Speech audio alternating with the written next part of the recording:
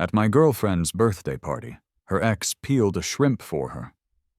The music still played, people were still laughing, but a strange pocket of silence had formed around their table, a bubble of focused attention that expanded outward until it seemed to engulf the entire room.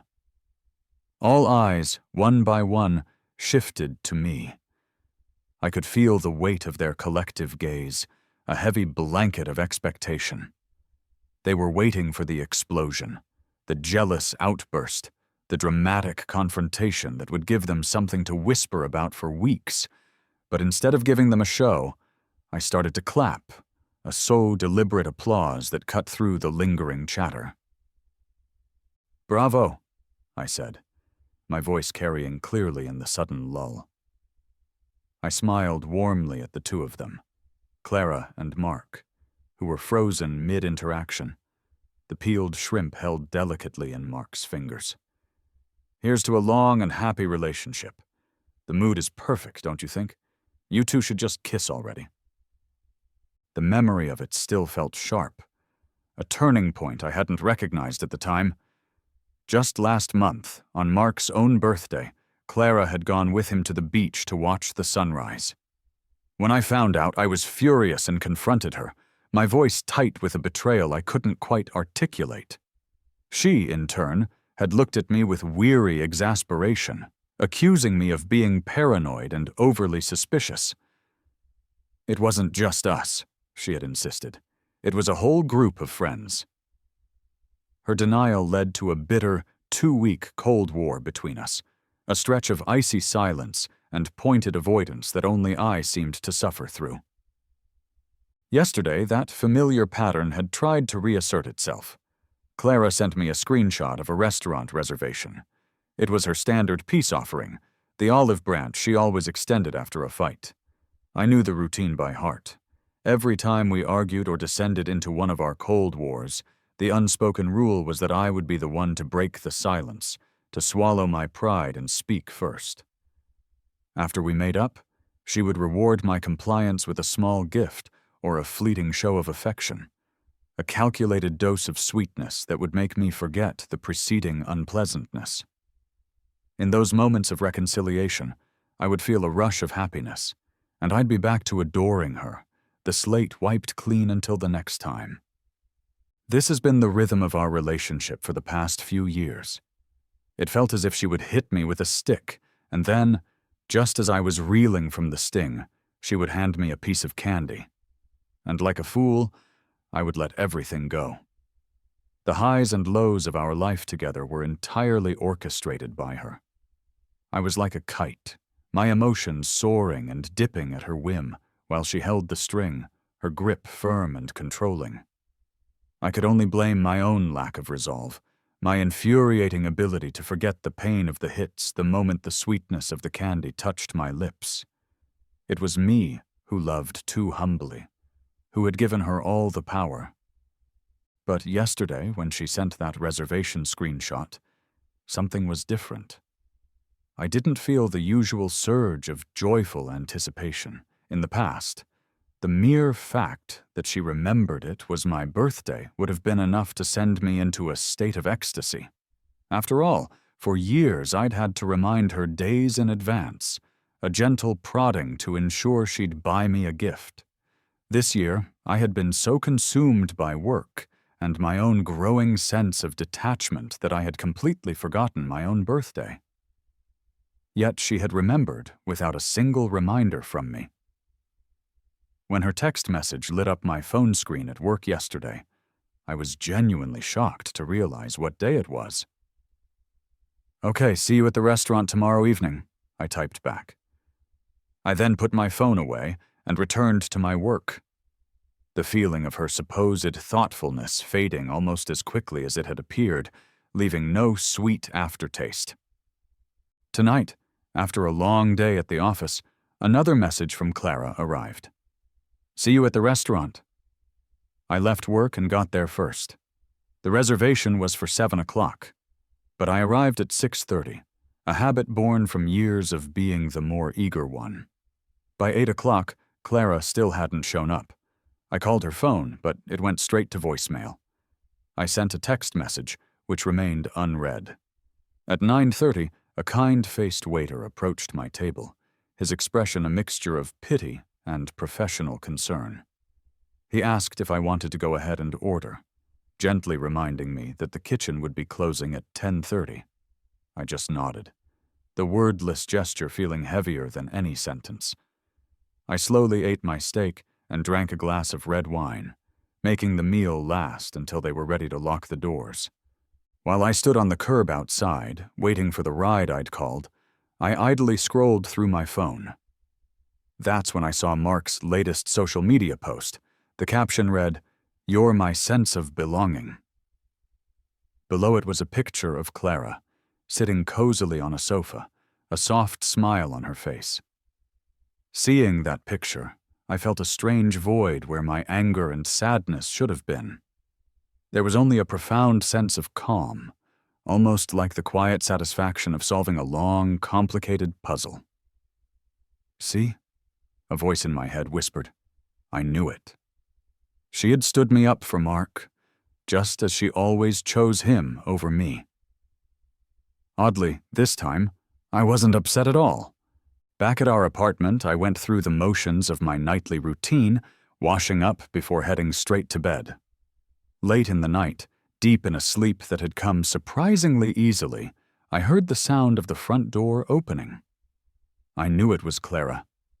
The noise roused me from my sleep, and a wave of irritation washed over me. I kept my eyes shut tight, deciding to feign sleep to avoid the inevitable confrontation. Her soft footsteps padded across the floor and stopped beside the bed. She stood there for a long time, so long that I could feel the silence stretching, taut and heavy. Though my eyes were closed, I could sense her intense stare fixed on me. What was her problem? Coming home at this hour without even bothering to clean up, and now just standing there staring at me? It was so annoying to have my sleep disturbed. Was she angry? Was she expecting me to be waiting up for her in the living room with the lights on, ready to question her, to argue with her, to demand an explanation? She should have been relieved. In all our past arguments, she would watch me with a cold, detached expression, her eyes full of impatience and a thinly veiled disdain. Her aloof gaze always made me feel like a clown throwing a tantrum for an unimpressed audience. In the past, whenever I would get upset about Mark, she would offer a perfunctory explanation, insisting they were just friends who never crossed the line, and that I was the one who was overthinking everything. Later on, she stopped bothering to explain at all, simply letting me rage until my anger exhausted itself, and I cooled down on my own. But now, I had finally let go. I understood, and I had moved on. Thinking of my past self, I had to admit I was indeed a bit crazy, always losing my composure and looking utterly pathetic. It was no wonder Clara abhorred it. Tonight I had no desire to question her. I just wanted to sleep. After what felt like an eternity of her silent staring, she finally called my name softly. Leo. I remained completely still, committed to my act of being asleep. Eventually she sighed and walked away. I heard the sound of the shower running, and oddly enough, the steady hum of the water lulled me back to sleep. I was so deeply asleep that I was completely unaware of when she finally came to bed. The next morning I woke up and went straight to work without a word. I spent the entire day immersed in my tasks, and the time flew by. After work, I grabbed dinner by myself before heading home. As I stepped through the front door, I saw Clara sitting on the couch, waiting for me. "Why are you home so early?" I asked, as I bent down to change my shoes. "No overtime tonight," she replied, her voice neutral. "Oh," I nodded, setting my bag down on a chair and starting to walk toward my study. "Leo," she called out, stopping me in my tracks. "I bought your birthday gift." "Thanks," I said, turning back. She held out a small, elegantly wrapped box. I took it from her. Inside was a beautiful watch, its face clean and classic. "It's nice," I said, managing a small smile. "I like it. I'll wear it tomorrow?" As I turned to leave again, Clara reached out and pulled my arm, her grip surprisingly firm. "I'm sorry about last night," she said, her eyes searching mine. "I got caught up with something. Mark's ex-girlfriend showed up again, and he was a complete mess. As his friend, I just felt I had to help him through it." "I believe you," I interrupted, my tone even. "It must be tough dealing with someone so clingy like her. You've mentioned it before." I paused. "All right, I've got some work to finish up. I need to get back to it." "Leo?" she said again, still not letting go of my arm. "Hmm?" I looked at her, feigning puzzlement. "I haven't eaten yet." "Oh," I replied. "I've already had dinner. You should just order some takeout." With that, I gently freed my arm from her grasp and headed into my study, closing the door behind me. A few moments later, I heard the front door slam shut. I peeked out to see that she was gone. She had presented me with a gift, offered me an excuse, a clear path to smoothing things over, but I hadn't taken the bait. And now, she was mad. Clara and I were in another Cold War. During our past Cold Wars, I was always miserable, racking my brain for ways to reconcile as quickly as possible. But now, after a few days of the silent treatment, I actually felt a strange sense of relief. At night, Clara slept in the guest room, which meant I got to enjoy the entire bed to myself. Honestly, I was sleeping better than I had in months. In the mornings, I no longer had to wake up early to make her breakfast, so I snagged an extra half-hour of sleep every day. At work, her face didn't constantly pop into my head, and I wasn't compulsively checking my phone for messages from her. As a result, my work efficiency improved dramatically. Projects that used to take me until the end of the day to finish, I was now completing with time to spare. After work, I no longer felt the pressure to cook an elaborate dinner. I used to spend hours practicing my cooking skills, all in an effort to make healthy and delicious meals for Clara. But she was out at parties and gatherings so often that she rarely ate at home anyway. Without my world revolving around Clara, I discovered that I suddenly had an abundance of free time. I managed to binge-watch an entire television series in just 3 nights. In the office, I overheard a new girl who had just joined our team talking about how she was studying for a professional certification related to our work. Listening to her, I felt a pang of embarrassment. She had just graduated from college and was already so motivated to improve herself, to level up her career. And here I was, just drifting through each day without any real direction. I had to blame my past self for being so hopelessly love-struck. After graduating, my one and only goal had been to marry Clara. To this day, that goal remained unmet. My life had revolved entirely around her. I had even thought that if we ever got married and she wanted me to quit my job to become a homemaker, I would do it without a moment's hesitation. Getting married to Clara, having a child, and taking care of our little family. That had once seemed like the ultimate dream life to me. Now that I had finally snapped out of it, I realized just how much of a failure I had been. I had given so much in our relationship without ever getting the same level of commitment in return. She wouldn't even give me the promise of marriage. Work-wise, I had been a complete mess, with zero progress to show for the last few years. But seeing the enthusiasm of the new girl motivated me. I figured it was time for a change. I humbly asked some of my more experienced coworkers for advice, bought a stack of study materials, and started preparing for my own certification exams. Each day after work, I'd grab a quick bite to eat and then dive into my books, studying until it was time for bed. These days, Clara still seemed to be in a foul mood, coming home late every night. It was fine by me, really. With the house so quiet, it was the perfect environment for studying. While scrolling through my phone during my lunch break one day, I noticed Clara had posted something on social media, which was a rare occurrence for her. It was just a photo with no caption. The picture showed a dining table set with a few artfully arranged dishes and 2 sets of utensils. In the bottom corner of the photo, a hand was visible, a hand wearing a bracelet that I had bought for her. I knew Clara all too well. She had posted this photo of her dining with Mark specifically to get under my skin, to provoke a reaction from me. But honestly, as I looked at it, I didn't feel a flicker of anger or jealousy. I certainly wasn't going to pick up the phone and angrily question her about it. I just glanced at it and then continued scrolling through the rest of my feed. That evening, I got a call from Clara. "I'll come to meet you after work," she said, her voice devoid of any emotion. My first reaction was to reject the offer. "No need," I said instinctively. "I'm working late today. I'll be back late." "How late?" she continued to press. 8. I hesitated for a second before sticking to my story. "All right, I'll see you downstairs at 8, she said, and then hung up. Not wanting to get caught in my own lie, I stayed at the office after everyone else had left and used the quiet time to study for my exam. At exactly 8 o'clock, I packed up my things and headed downstairs. As soon as I stepped out of the building's main entrance, I saw her familiar car parked a short distance away.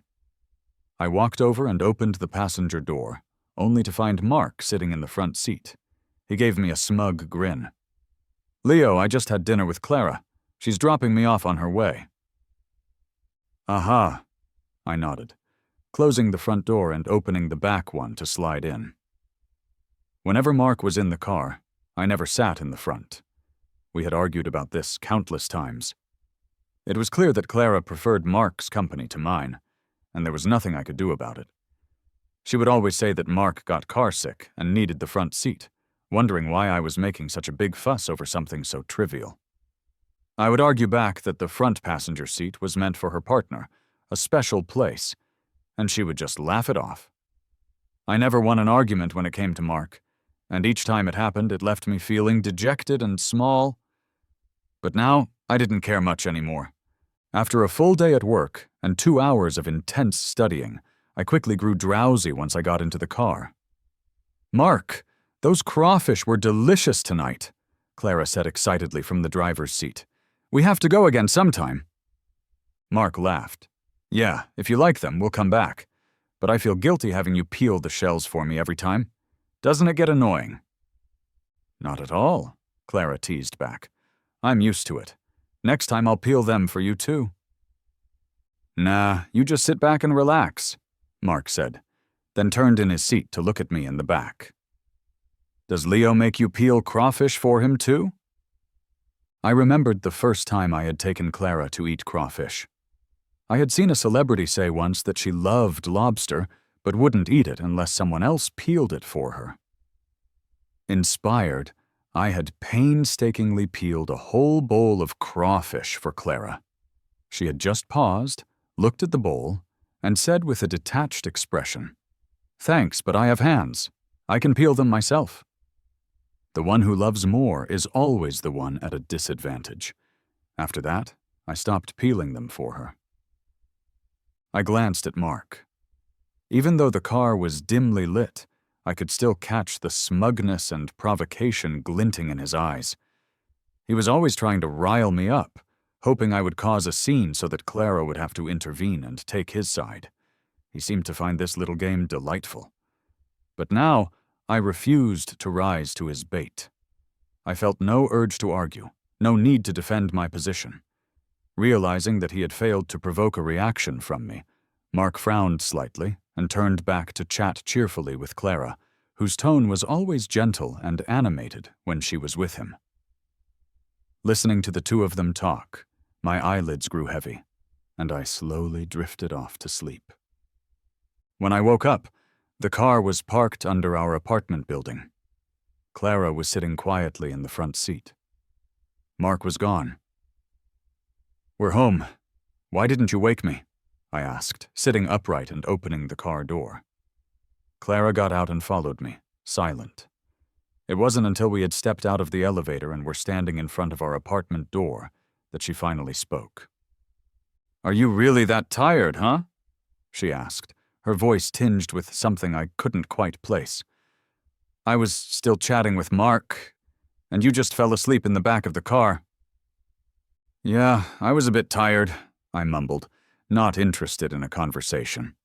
I just wanted to shower and go to sleep.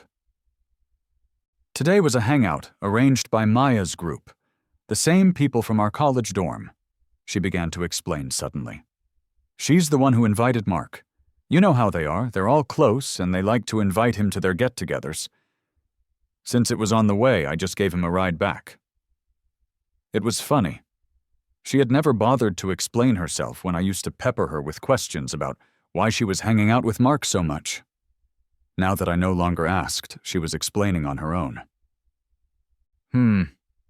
I nodded and headed straight for the bathroom. "I wanted to take you with me, but you said you had to work late, so I just came by to pick you up after dinner," she continued, her voice following me down the hall. "All right, I got it. I'm going to shower now," I said, darting into the bathroom and closing the door. After showering, I went straight to bed. The next evening after work, I saw Clara's car waiting downstairs again. This time, Mark wasn't in it. I still got into the back seat.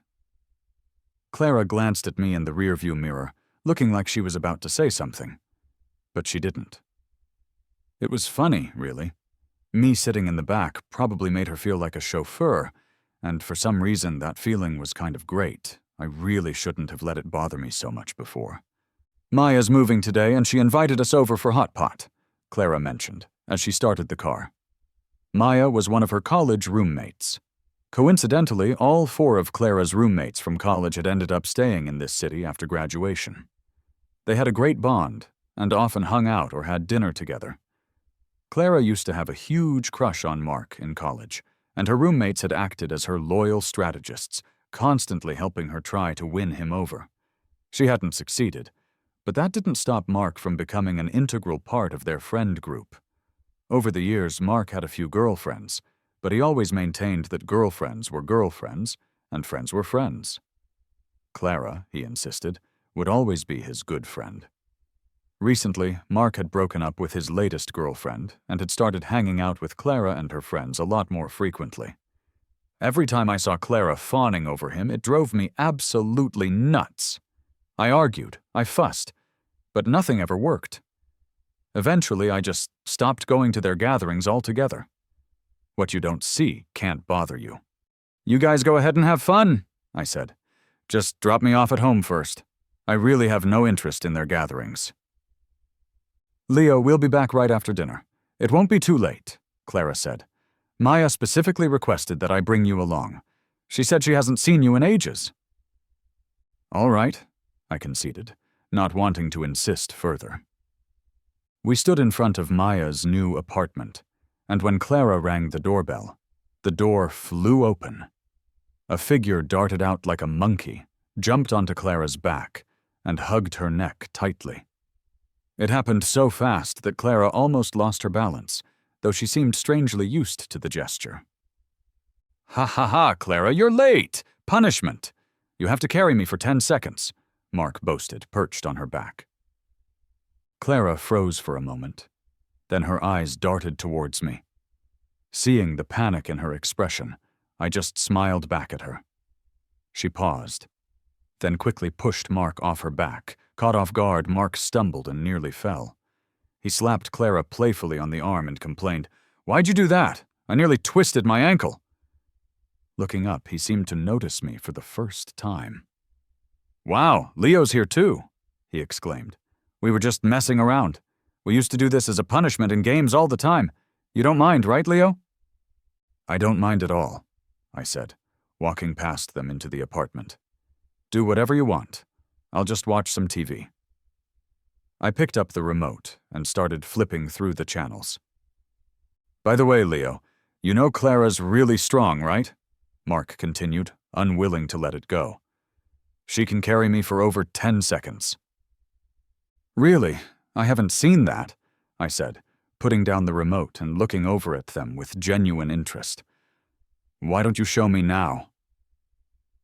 "I'm heading to the kitchen to help Maya."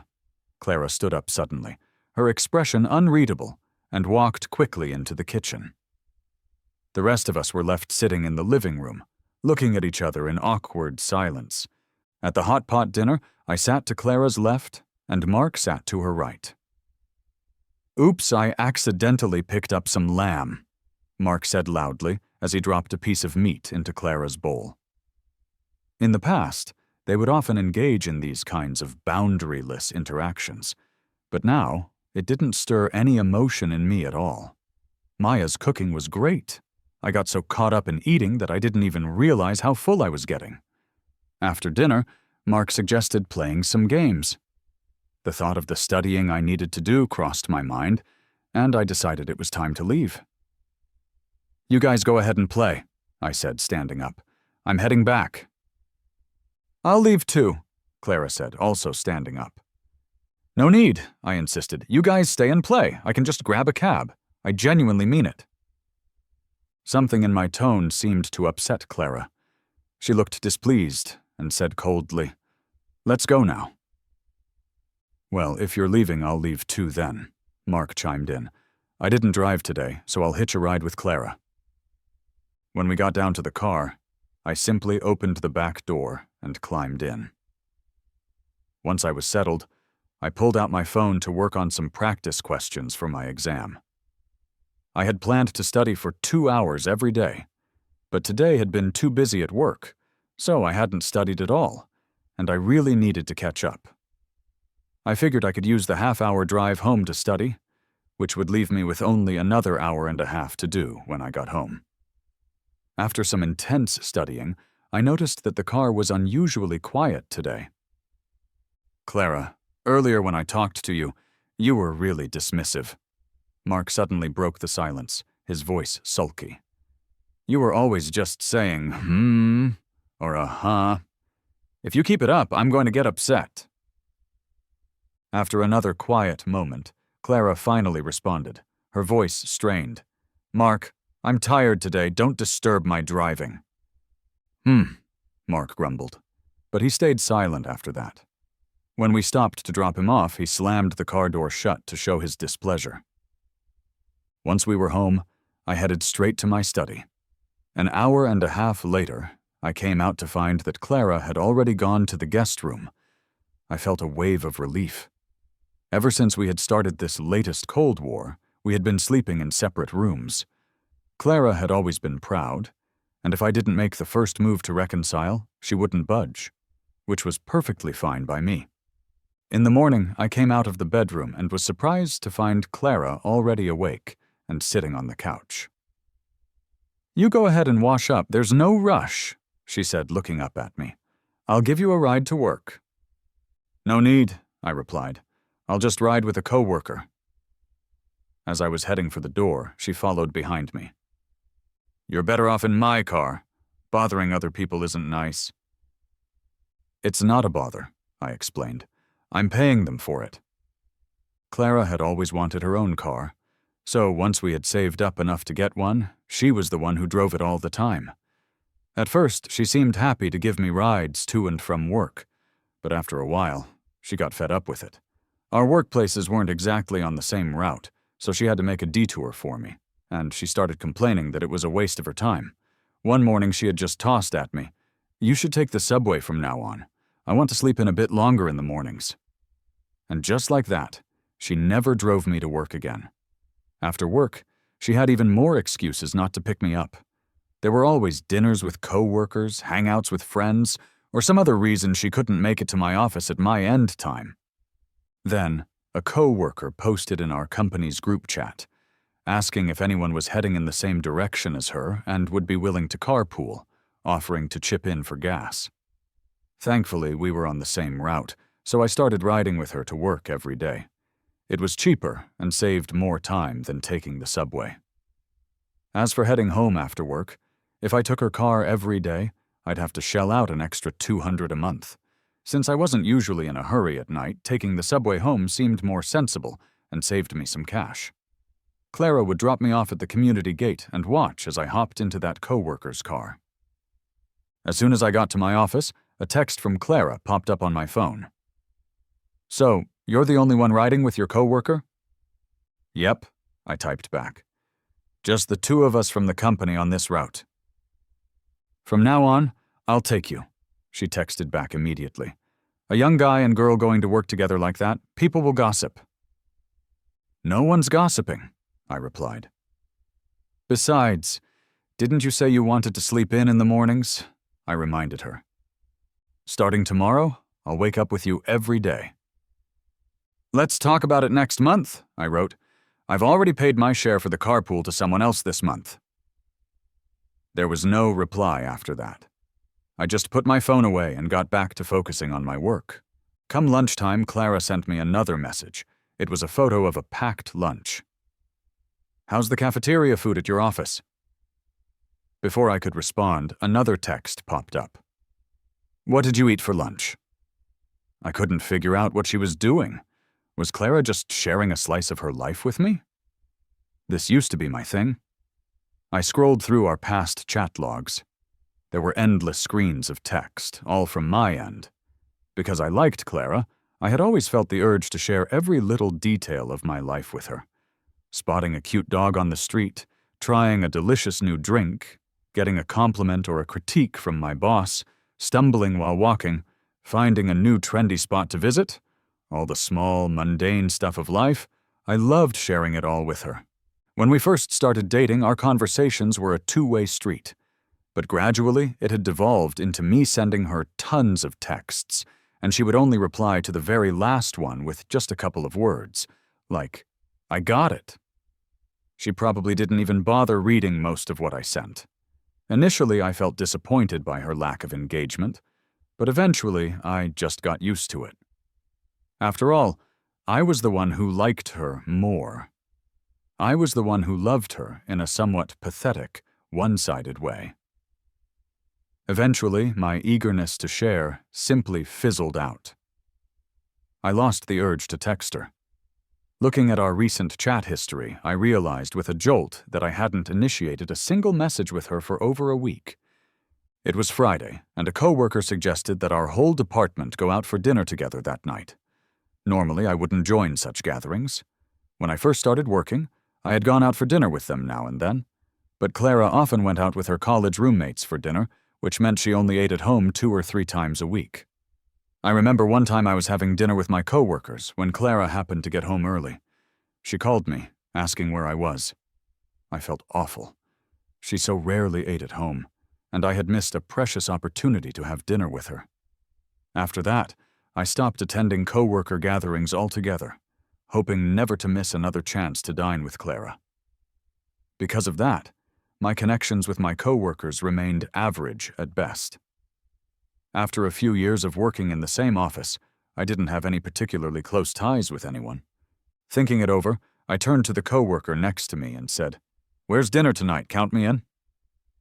My coworker yelled out in surprise, "Wow, Leo's coming along. No one is allowed to bail tonight. This is a rare full-team gathering." As we were wrapping up the workday, my phone rang. It was Clara. "Leo, I'll pick you up later," she said. "Let's buy some groceries. It's been ages since we had dinner at home together." "No need," I replied. "I'm having dinner with my coworkers tonight. I can't skip it. You know I never go to these things, so I'm already seen as less of a team player. I can't pass this one up." I cut her off before she could add anything else. This dinner was a big deal. Everyone from our department showed up. The atmosphere was lively, everyone was in high spirits, and I even had a bit of wine. In the middle of the dinner, Clara kept calling, asking when we'd be done so she could come and pick me up. "No need," I told her. "I might finish late. I have no idea when we'll wrap up. Everyone's having a great time. You should just go to sleep." "Where is the dinner?" Clara asked. "I'll head over now and wait for you outside. It's getting late and you've been drinking. It's not safe for you to head home alone." Was this really Clara talking? I couldn't believe it. This was the same woman who had once refused to pick me up from the airport past midnight, claiming she needed to wake up early the next day and couldn't stay up late. Are women really this fickle? At around 9:30, Clara texted me that she was waiting just outside the restaurant. By the time the dinner finally ended, it was close to 10. As we all stepped out of the restaurant, there she was, standing by the door. "Did you drink?" she asked, walking over to steady me. "A bit of wine," I admitted. "You know I'm not great with alcohol. Just one glass and I'm already tipsy." She made sure I was settled snugly in the passenger seat, even buckling my seatbelt for me. But instead of starting the car, she leaned in closer and hugged me tightly. "So this is what waiting feels like," she whispered, her voice thick with emotion. "I'm sorry, Leo, for making you wait so many times before. It won't happen again." I scrunched my face, mumbling, "Just drive. I want to get home and crash." With a soft laugh, she ruffled my hair. "How can you drink with such a weak tolerance for alcohol? I'll have to keep a close eye on you. You'd be sold off before you even knew what was happening." It was as if Clara had become a completely different person overnight.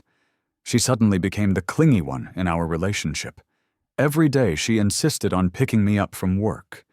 She stopped seeing her old roommates and made a point of having dinner at home with me every single night. When I mentioned that I needed time to study and prepare for my exams, and that I didn't have the time or energy to cook, she just said she would handle it. And she really did. Every evening, she would swing by the nearby grocery store, pick up fresh ingredients, and head straight to the kitchen as soon as we got home.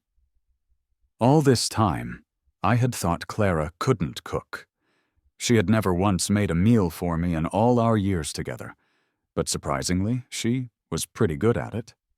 It turned out it wasn't a matter of ability, it was a matter of willingness. I remembered Mark once posting a picture on social media of a bowl of porridge Clara had made for him when he was sick. Now it seemed Clara couldn't wait to show off all her cooking skills to me, with no repeat dishes for days on end. After our meals, she wouldn't let me do the dishes, pushing me to go study instead. But her sudden thoughtfulness just made me feel uncomfortable. I didn't feel relaxed at all. In fact, I felt even more stressed. Because when I was trying to study, she would frequently open the door to my study, asking if I needed a glass of water or some sliced fruit. Her constant interruptions broke my concentration, and I found myself getting more and more irritated. So I lied to her. I told her that I had been assigned to a big project at work and would be working overtime every night, not getting off until 8. In reality, I was just staying at the office to study. Without her interruptions, I could finally have some peace and quiet. That day after work, I got out my study materials as usual. About half an hour later, the power went out throughout the entire building. I went to ask the security guard what had happened, and he said he didn't know what was wrong with the power lines, but that someone was already working on fixing it. I packed up my stuff and headed straight to the coffee shop across the street. I ordered a coffee and spent the next 2 hours working through my exam questions. When I was done, I headed back towards my office building. I had told Clara not to pick me up because of my supposed overtime, yet she still insisted on coming every evening at 8. Just as I got to the downstairs entrance of my building, her car drove up. She had been extra chatty lately, always finding new topics to talk about, asking me how my work was going, if my studies were on track, and how I was getting along with my colleagues. Even if I only answered her half-heartedly, she would keep up her enthusiasm, but tonight she was completely silent all the way home. Finally, I could close my eyes and relax a bit. After we got home and I started to change my shoes, Clara finally broke the silence. "You haven't been working overtime, have you?" I was caught off guard, and I had no choice but to admit it. "No." "Every day I drive straight to your office building after I finish work, and I wait in my car for an hour and a half, usually from around 6:30 until you come out at 8, she explained, her voice low. "Today was no different, but just as I got there, the whole building went dark. I saw you running out of the front entrance, but I couldn't call out to you before you hurried across the street. I followed you, and I watched you studying at the cafe until 8 o'clock. "Oh, so you saw me," I said, feeling a bit awkward. "Why didn't you call me then?" So, you weren't working overtime, you were just studying at the office, right? She pressed. Why don't you want to study at home? Are you tired of coming home, Leo? We haven't even gotten married yet, and you already prefer hiding out at your office rather than seeing me. Just tell me, what am I doing wrong? I'll change, I promise. Just as the conversation had reached this critical point, I bit my lip, ready to finally say what needed to be said. Okay, Clara, I think we need to talk about our relationship. Leo, Clara interrupted me suddenly, her voice strained. I just remembered. I have to go on a business trip tomorrow to a nearby city. I need to get up early, so let's just talk about this when I get back. Perhaps it was just my imagination, but her eyes seemed frightened, almost desperate. I sighed. All right. Have you packed your bags yet? Not yet. Then you should hurry up and pack. I'm going to go take a shower. In the past, I had always been the one to pack her bags for her trips, but I no longer had the patience for it. The next morning, as I watched her leave with her suitcase, I felt a surprising sense of relief, a feeling I hadn't experienced in a long time. I wouldn't have to face her for a few days. I could finally enjoy some time alone. On the third day of Clara's supposed business trip, I got a call from Mark during my lunch break. He told me that Clara had caught a bad cold and was at the Central Hospital getting an IV drip. During my lunch break, I took a cab to the hospital. I found Clara in a small room, pale and weak, leaning back on a recliner with an IV drip attached to her arm. She indeed looked quite ill. Didn't you go on a business trip? I asked, walking up to her. Clara's eyes fluttered open. When she saw me, her expression was a mixture of surprise and guilt. Leo, why are you here? Who told you I was... Just then, Mark walked in with a cup of hot water. He looked at me sternly. What did you do to Clara to make her not even dare to go home? She's been hiding out at Maya's place. What kind of domineering person are you? I turned to look at Clara. You said you were on a business trip. Clara couldn't meet my eyes. She just said weakly, I'm sorry, Leo, I lied. I didn't go on a trip. I got the point. She was avoiding me. She recognized that there was a serious problem between us. The last time, when she had exposed my fake overtime story, I was ready to use that as an opportunity to have a proper, honest talk with her about our future. Yet she had used the business trip lie to dodge the conversation, preferring to stay at a friend's house rather than facing the issues in our relationship head-on. Clara, avoidance isn't a solution, I said calmly. You know our relationship needs a serious discussion. Okay, can we please talk after I recover? She pleaded, her eyes begging me. All right, I nodded. Get some rest. I'm heading back to work. Leo, aren't you going to stay? She asked, looking at me pitifully. It's just a cold, I said, my tone as cold as ice. You're an adult. There's no need to be so dramatic about it, right? At these words, Clara froze, her eyes widening as she looked up at me sharply. I could tell from her hurt expression that she understood. These words were the exact same words she had once said to me. Last winter, I had a fever of 101.3 degrees and had to go to the hospital at night for an IV drip. Seeing everyone else in the infusion room accompanied by a family member or a partner, while I sat there all alone, I couldn't help but feel a wave of self-pity. I had called Clara, asking her if she could come to the hospital to be with me. She had coldly refused, saying, You're an adult. There's no need to be so dramatic about it, right? It's just a cold. Can't you get an IV drip without me there? Through the phone, I could hear loud music and Mark's voice shouting in the background, Clara, it's your turn to sing. I had a bad cold, and she was out singing karaoke with her friends. In that moment, my heart had felt like it was encased in ice. But I could only blame my own weakness. After a few days of the silent treatment, she had sweet-talked me, and I had gone right back to her. Clara likely recalled this incident too. Her voice trembled as she whispered, I'm sorry. The words, coming from her own lips, had once cut me like a sword. Though she had seemed oblivious to their cruelty at the time, it was only now, when the sword was turned on her, that she finally understood the sting of such harsh words. People like her, unless they experience the pain themselves, will never truly know what empathy means. Mark, who couldn't bear to watch any longer, looked tenderly at Clara. "You're sick, and as your boyfriend, he's completely indifferent and is about to leave you all alone. Why should you be the one apologizing?" I chuckled softly. "See, you aren't lacking in care and attention." "Of course I'm not as heartless as you," Mark said loudly, his head held high. "I'll take good care of Clara." I had nothing more to say, so I just turned around and walked away. That evening, Clara didn't come home. She texted me, saying she was going to stay at Maya's for a little while until she felt better, and then she would come back to talk to me seriously.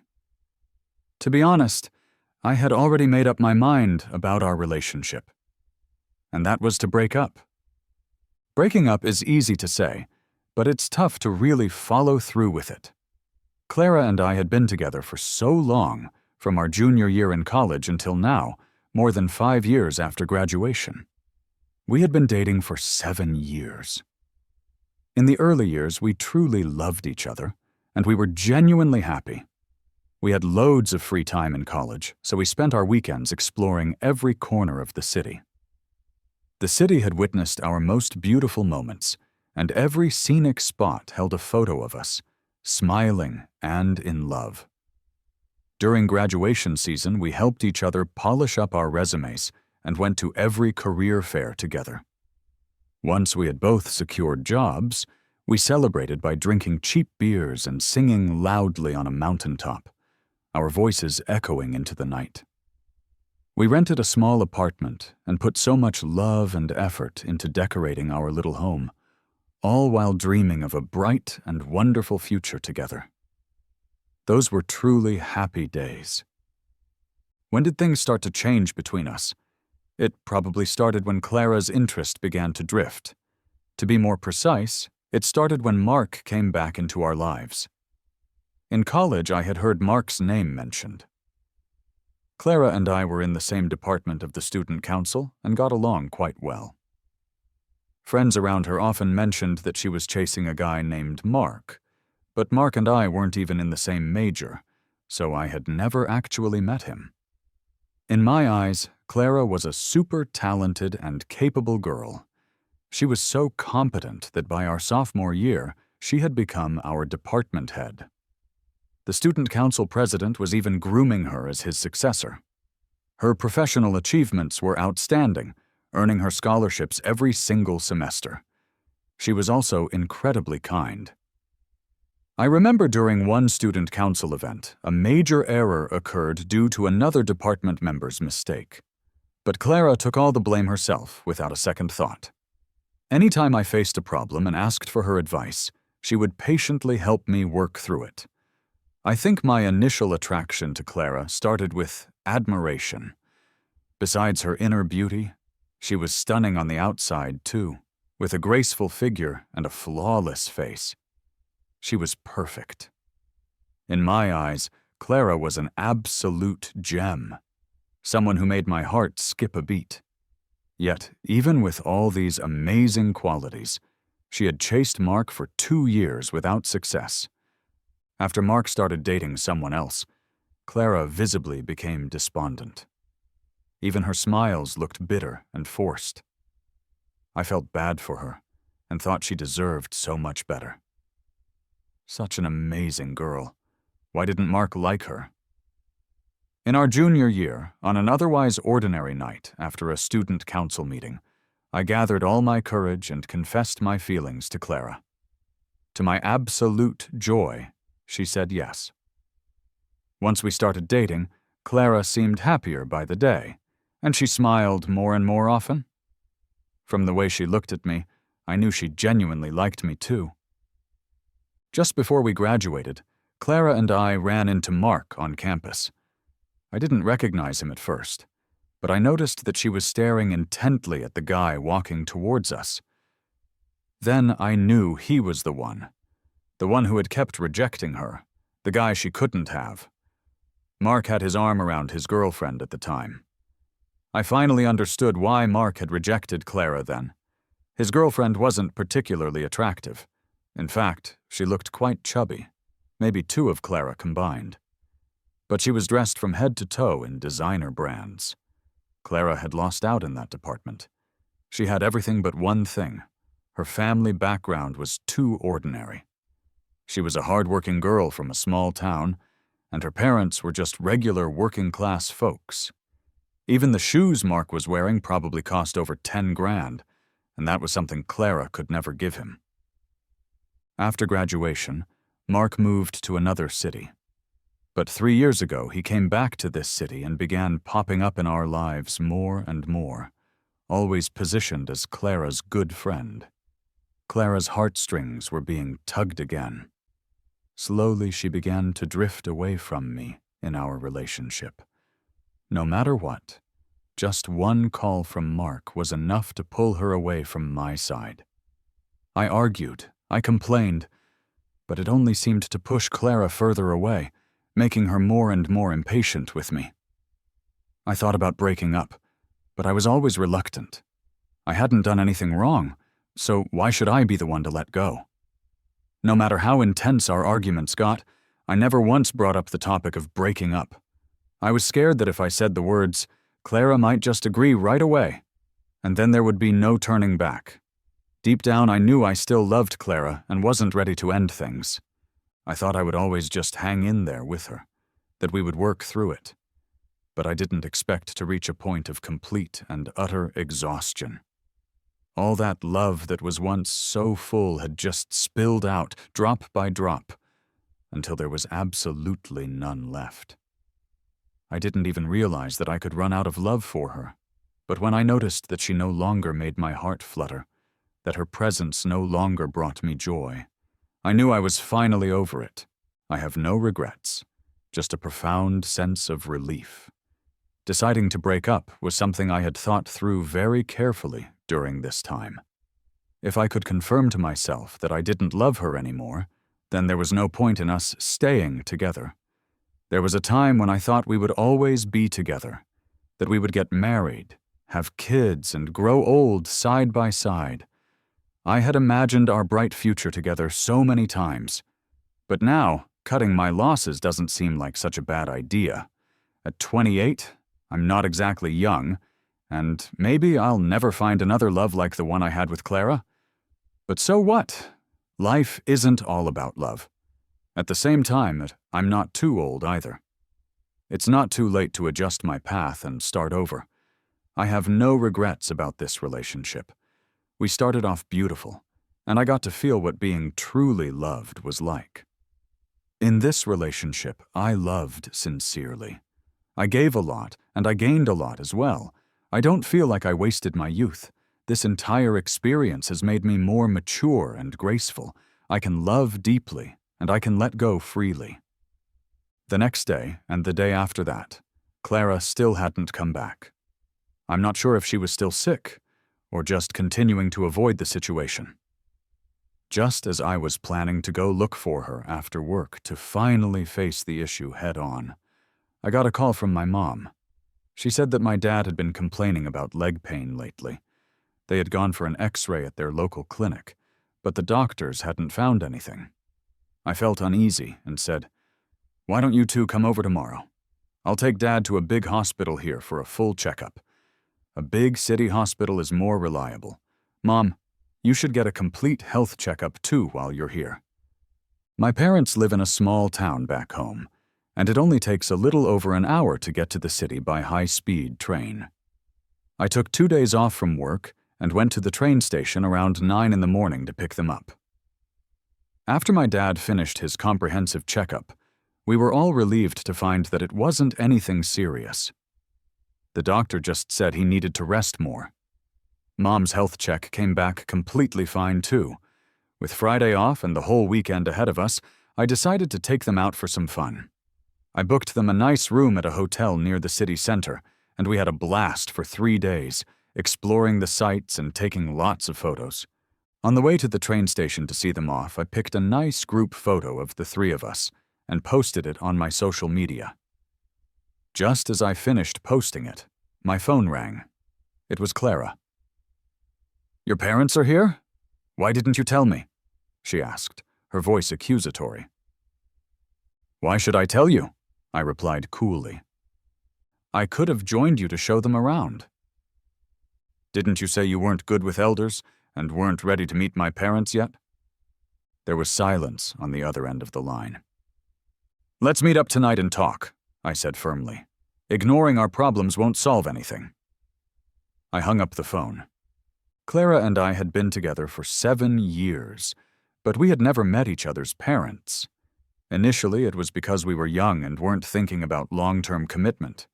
But after I turned 25, I started thinking seriously about marriage. During the New Year holiday, I had hinted to Clara that I wanted her to come home with me to meet my family. She had declined, saying it was too sudden and that she hadn't told her own parents about me yet. Last May Day, when my parents came to the city to visit, I had asked Clara to join us for dinner. She had refused again, saying she wasn't good with elders and wasn't ready to meet my folks, accusing me of trying to pressure her into something she wasn't ready for. After that, I had stopped bringing up the topic of meeting the parents altogether. At the train station, since we still had some time before their train departed, I sat with my parents on a bench outside, chatting. As it got closer to their departure time, I walked them to the entrance of the station. "Leo!" a familiar voice called out from behind me. I turned around and saw Clara, her hands full of gift boxes, rushing towards us. "Hi, Uncle, Auntie, I'm Leo's girlfriend," she said, smiling sweetly at my parents. "I'm so sorry. I've been really busy these past few days and couldn't join you. These are some health supplements I got for you. It's just a small gesture. Please don't mind." My parents looked at her, then at me, their faces a mask of confusion. "Parents, it's almost time. You should go in," I urged them. "I'll explain everything later." They went inside, still looking confused. I turned to face Clara, my expression changing completely. "Clara, who asked you to come here?" "I'm your girlfriend," she said, as if it were the most obvious thing in the world. "It's rude not to greet your parents when they're in town." "Now you care about being rude?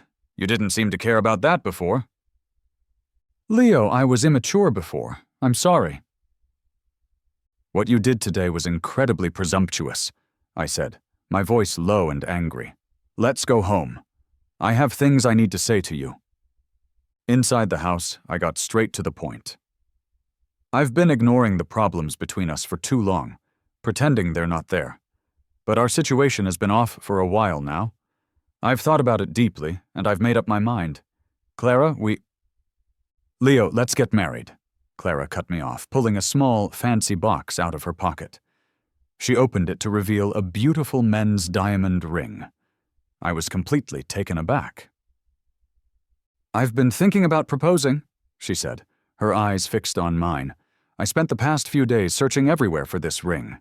It's the style you like." It was a heart-shaped design, one that I did indeed like. I remembered showing her a picture of a similar ring on my phone once, a long time ago. Back then, I had casually asked her if she thought it looked nice, trying to gauge her stance on marriage. She had barely glanced at it, pushing away a magazine she was reading and saying it looked awful. I had felt a sharp pang of disappointment then. I had genuinely wanted to marry her. I had dreamed about it countless times. But now, faced with her proposal, I no longer felt any joy. Hopes, I realized, have expiration dates. And this one had long since expired. "Leo, will you marry me?" Clara looked at me earnestly, her eyes full of hope. "No," I said, each word wrapped in a cold finality. It wasn't a surprising answer, and she didn't look shocked.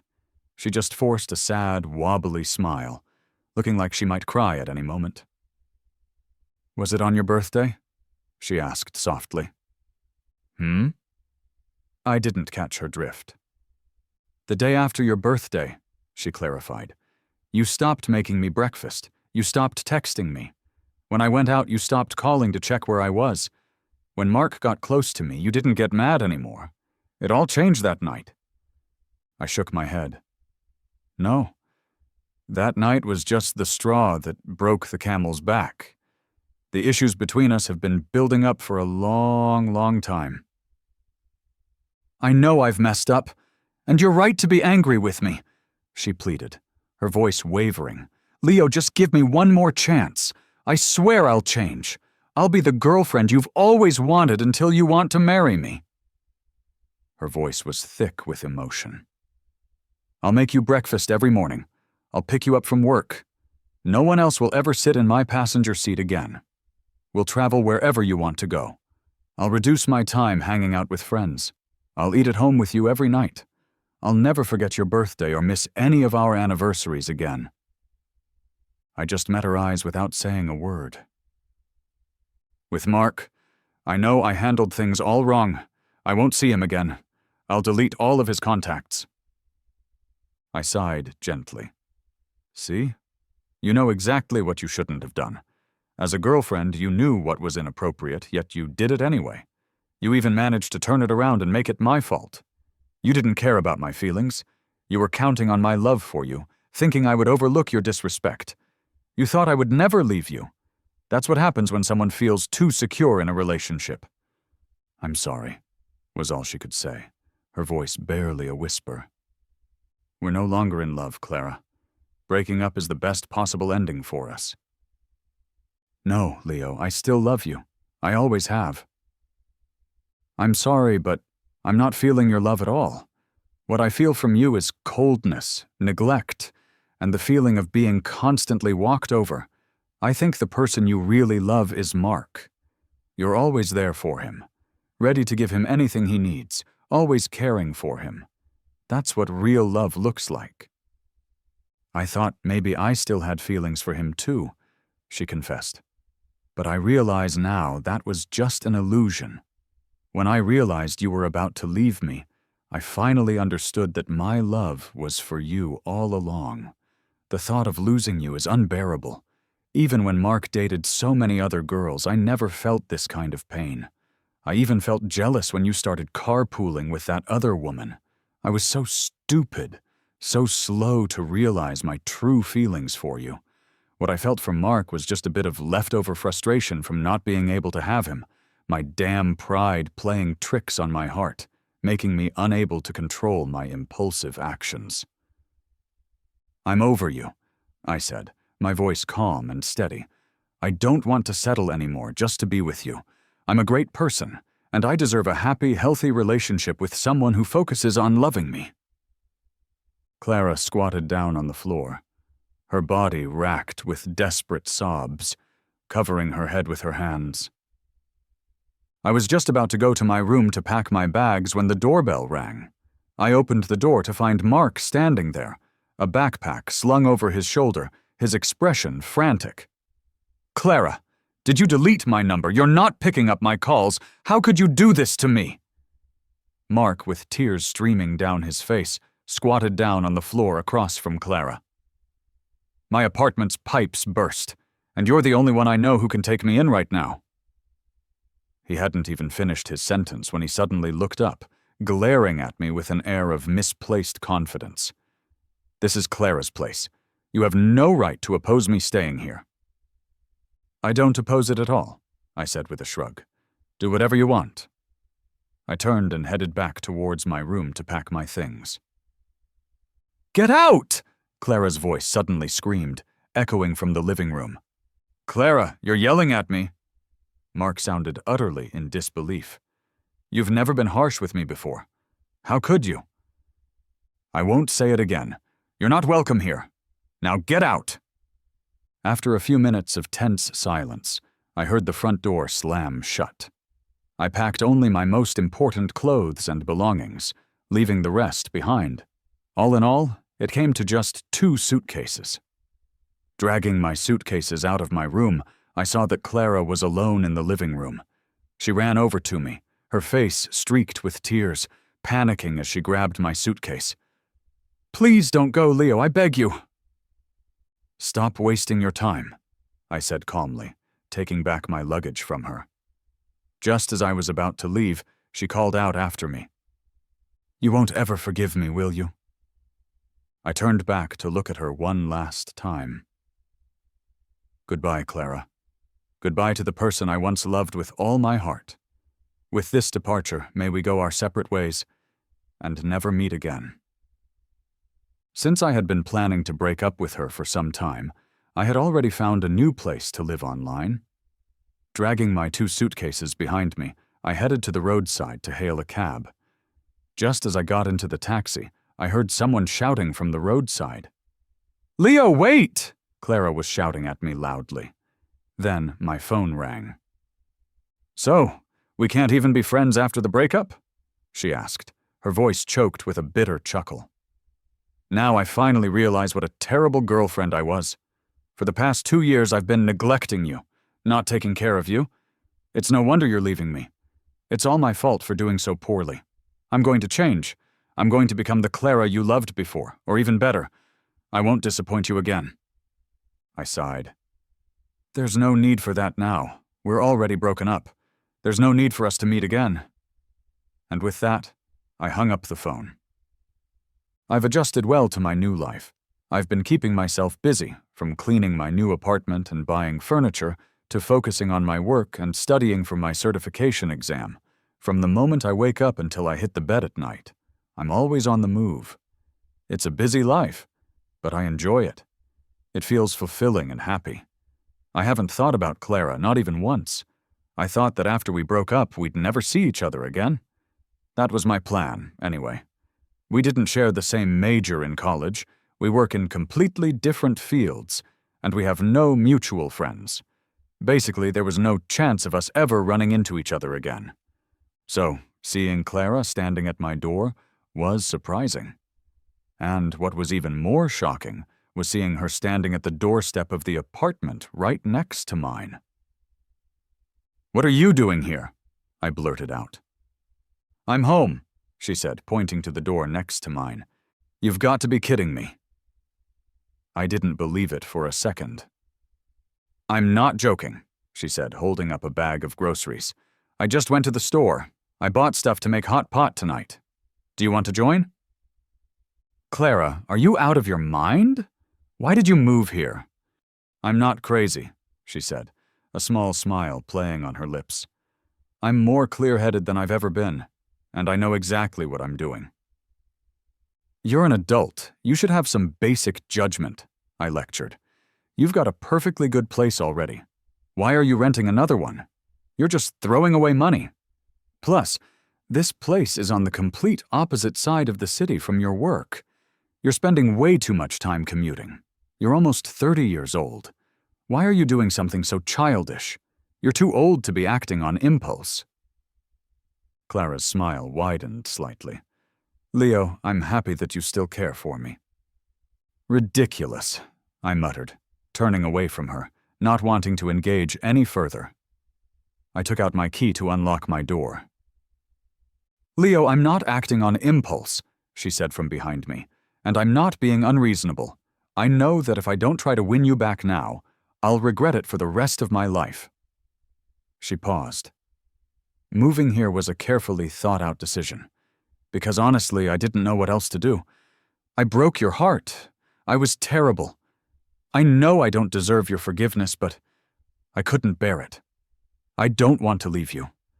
The thought of the days ahead without you is like a dagger to my heart. I can't just stand still and do nothing. Moving here was the only way I could think of to be close to you. If I annoy you, you can just ignore me. Just treat me like any other neighbor. I'll try my best not to disturb you. Just knowing that you're nearby and that I might occasionally see you is enough for me. If you ever face any difficulties, like if you're upset and need someone to talk to, just call me. I'll be there for you right away. I won't let you down again. I let you down too many times before. I'll prove with my actions that I've changed for the better. Renting a place here does cost extra. The old place holds all of our memories, and all your stuff is still there. I can't bring myself to rent it out. This commute takes 2 to 3 hours each way, All in all, it's quite a hassle, but I think it's worth it. Seeing you, getting another chance to chase you, none of this feels like a cost to me. You also said that I'm an adult, and I know what I'm doing. Compared to losing you, nothing else matters. I'm not looking back, I said firmly. Let's just cancel this whole plan and you can move back. I don't want to give you false hope, Clara. I'm not going back on my decisions. I'm fine with never turning back unless I hit a wall. There's no pressure on you. This was my choice. And no matter what the outcome is, I'll accept it. Even if you refuse me in the end, I'd need to see you fall in love and get married to someone else to be able to truly let go. So don't try to persuade me, Leo. I'm not going back. Clara was true to her word. She didn't come to bother me. Since she lived so far from her work, she had to get up extremely early every morning to drive to her office. By the time she got back in the evenings, I'd already been home for hours. It was hard for us to run into each other. It had been a week since we had bumped into each other that first Saturday, and we hadn't crossed paths again since. This Sunday morning, I had to take my certification exam. I'd been studying daily for months and felt pretty good about my chances. I double-checked that I had my admission ticket, pens, and erasers, and felt a sense of ease as I headed downstairs. But not long after I got outside, I wasn't feeling so calm anymore. The car I had booked online had gotten into an accident on the way to pick me up and couldn't make it. I tried booking 2 other rides, but they were all too far away, and the system wouldn't let me book another one after that. Anxiously, I stood by the side of the road, trying to hail a cab. Maybe it was because it was a Sunday morning, but all the cars that passed by already had passengers. Despite having left my apartment with plenty of time to spare, I watched the minutes slip away, and my anxiety grew with each passing moment. Sweat trickled down my forehead. I debated whether it was still worth it to try and run to the subway station. Looking down at my shoes, I wished I hadn't worn these small, tight leather ones today. Just as I was bracing myself to make a run for it, I heard a car horn honk. It was Clara.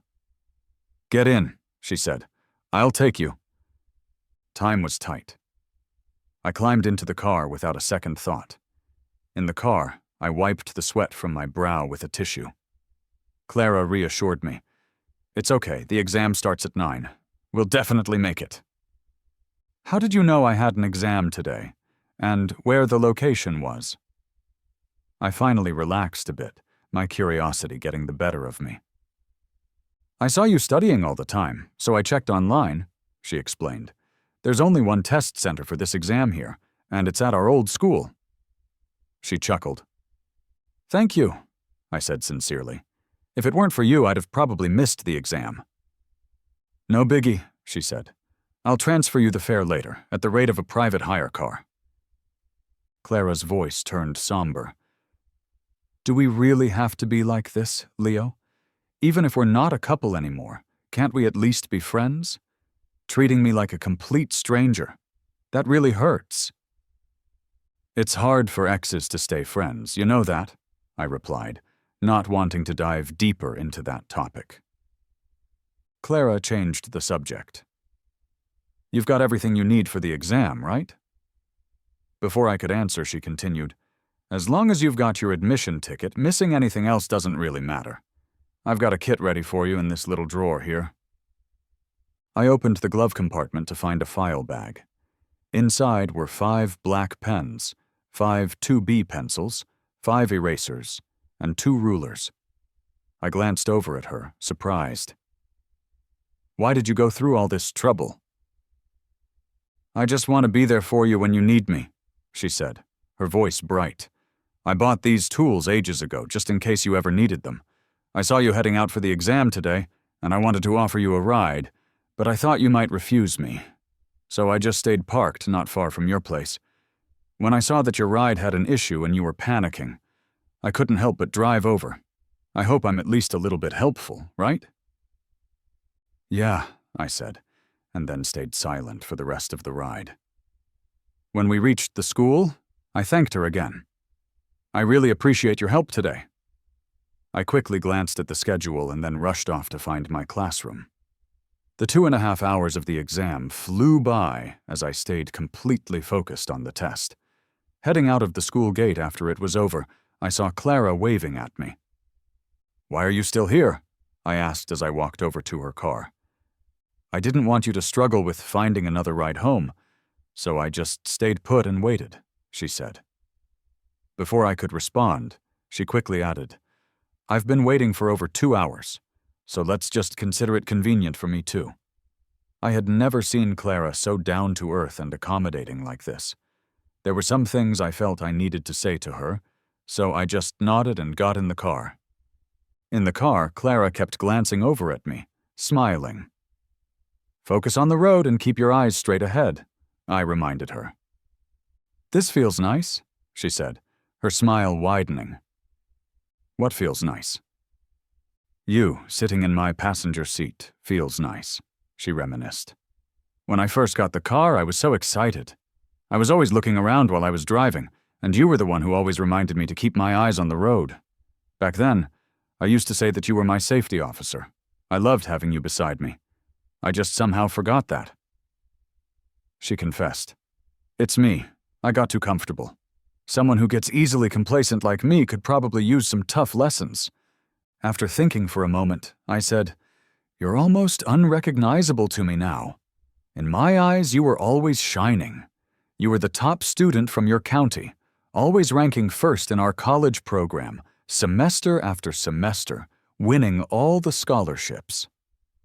You were the student body president, and you seemed to glow when you spoke on stage. I haven't mentioned this to you before, but it was my admiration for you that first made me like you." Clara was overjoyed as she turned to me, her eyes sparkling. But then the sparkle in her eyes dimmed as I continued. "But now, you're not yourself anymore. Your pride, your confidence, your spirit, it's all gone. Changing yourself and losing who you are for someone else, that's what I used to do. I don't want you to become like that. Clara, never lose yourself in love. You have to love yourself first so that you can love someone else properly. I did it, and you can too." The silence stretched for the rest of the ride home. We walked back to our building, through the elevator, and to our apartment doors in silence. Suddenly, just as I was about to go into my apartment, Clara spoke. "Thank you. I understand where I went wrong. Don't worry, I'll work hard to improve myself and get better.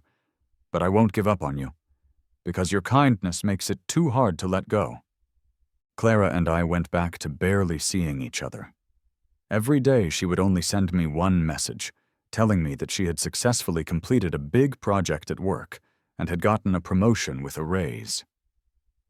"You see, Leo, I haven't lost myself, and I'm becoming a better person too."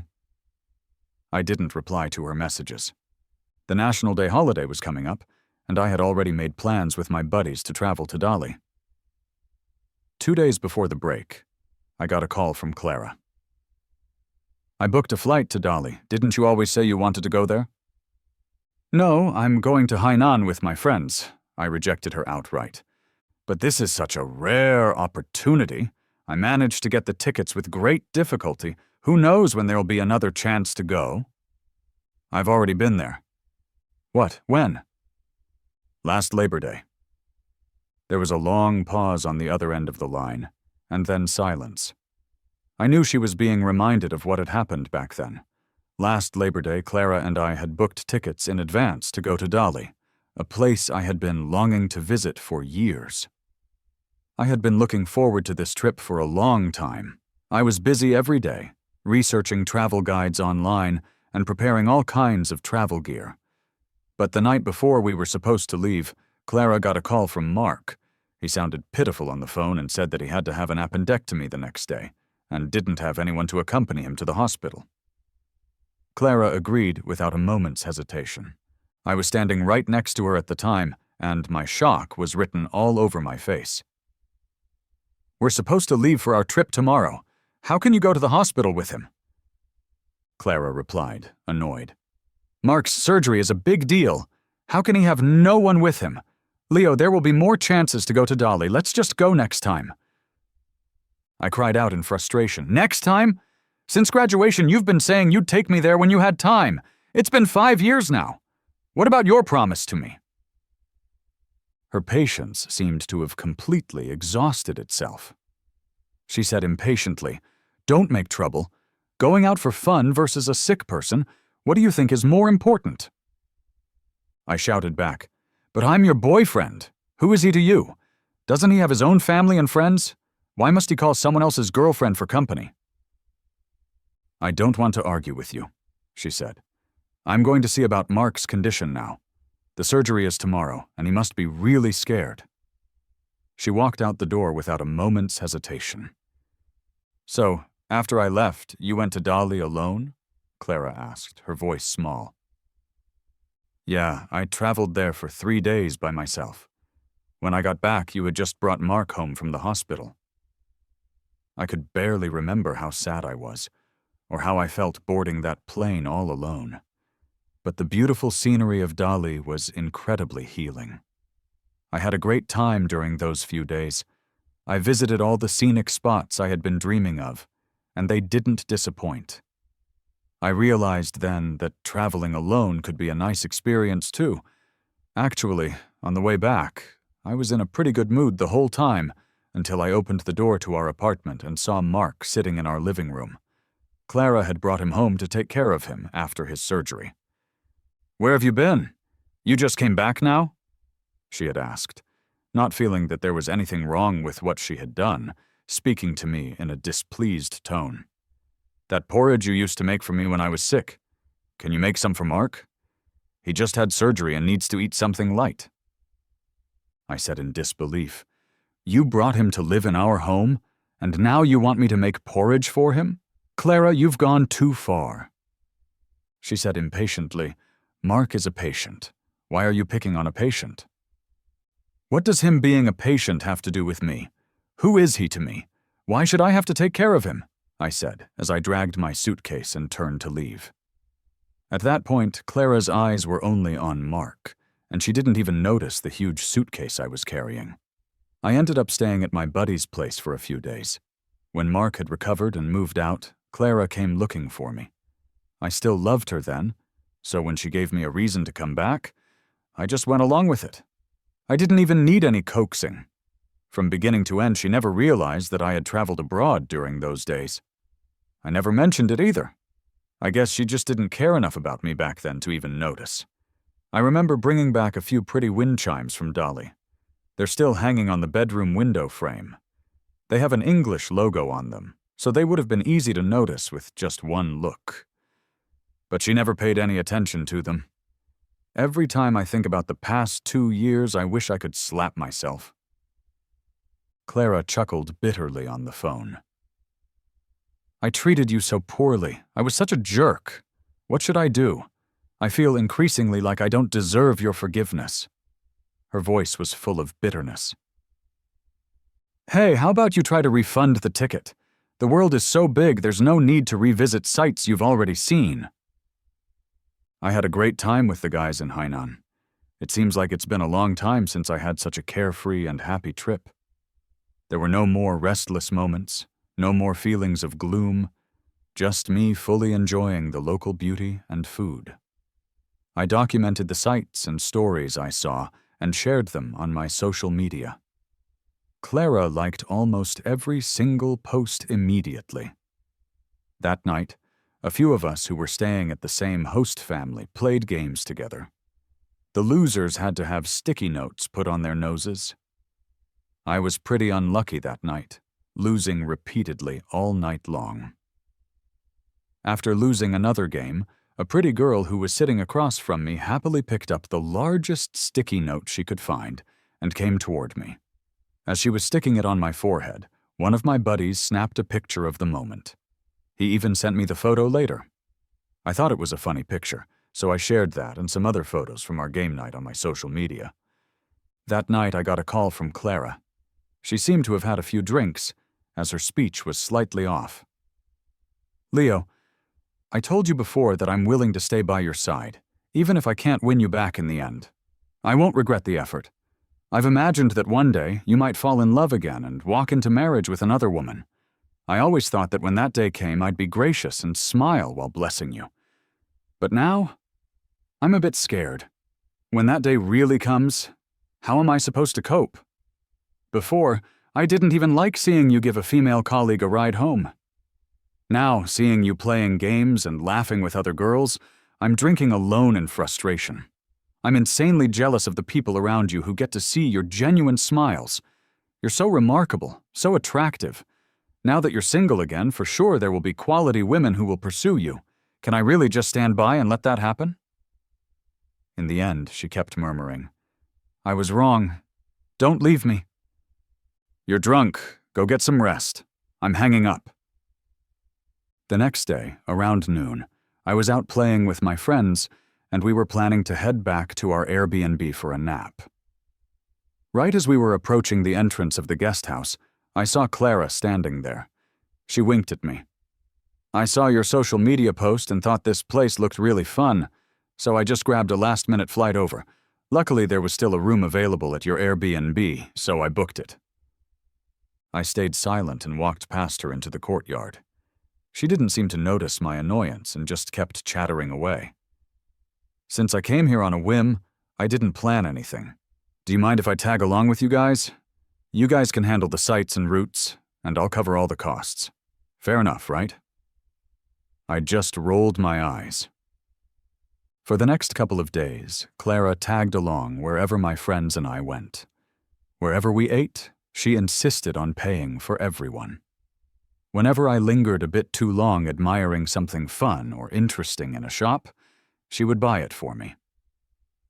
Even my friend said to me in private, "She actually seems really sincere this time. Maybe you should give her another chance." I just shook my head. That day we were wandering down a quaint, narrow street. My friend and I engrossed in admiring a beautiful embroidered belt at a stall. Suddenly, chaos erupted farther down the street, with people shouting and screaming. Before we could react, a crazed horse was speeding our way.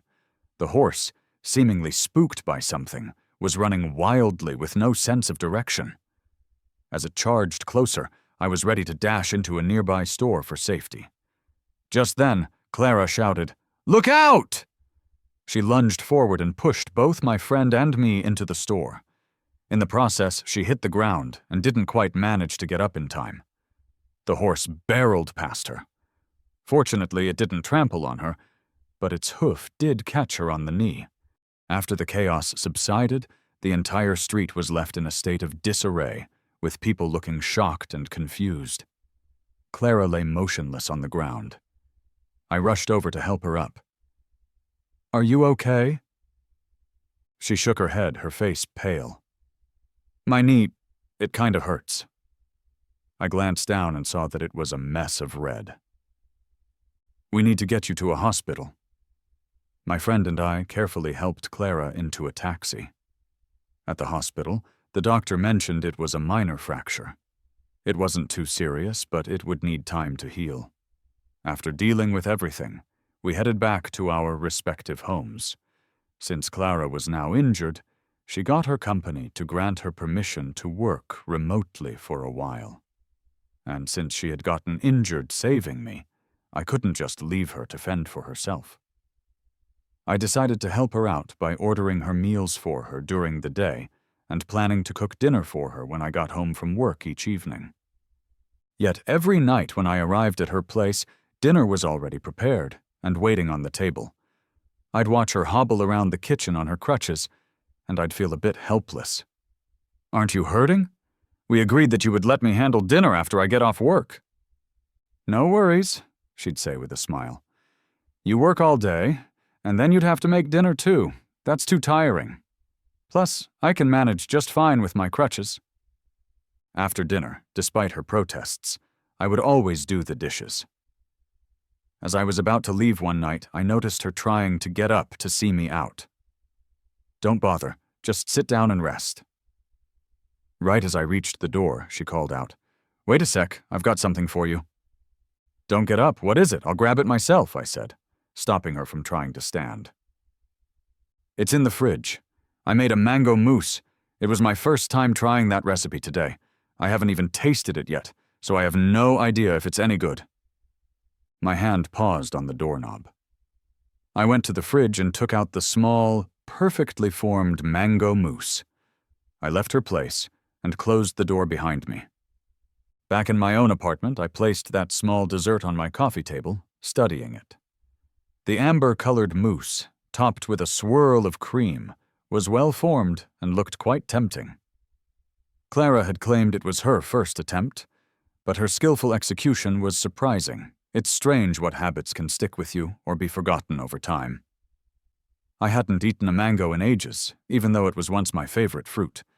After I moved in with Clara post-graduation, I discovered that she had a severe mango allergy. I loved mangoes, especially mango mousse.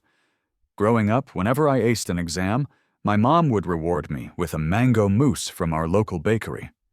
It was my sentimental, standout dessert. But Clara couldn't even stand the sight of it. In the early days of our living together, we butted heads about it frequently. "You're allergic to consuming mangoes, not to touching or smelling them.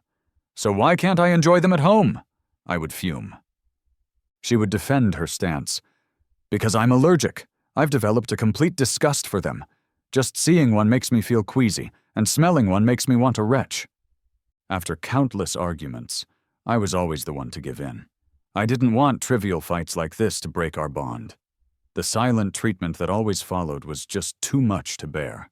Eventually, I settled for enjoying mangoes only when I was outside, leaving them completely out of my personal space. And over time, the craving for them just dulled. It's been ages since a mango mousse graced my palate, but Clara had remembered. She was definitely trying to make up for all her lost time, showing her sincerity in every gesture. During that moment in Dali, her first instinct was to protect me, even at the risk of her own safety. To create something that I loved, she had touched the off-putting fruit that she had previously abhorred. And despite needing my help with her injury, she wouldn't let me bend over backward for her, limping along on her crutches each evening to prepare my meals. The truth is, her intent to rekindle our relationship is painfully obvious. But I'm still hesitant. I've had enough.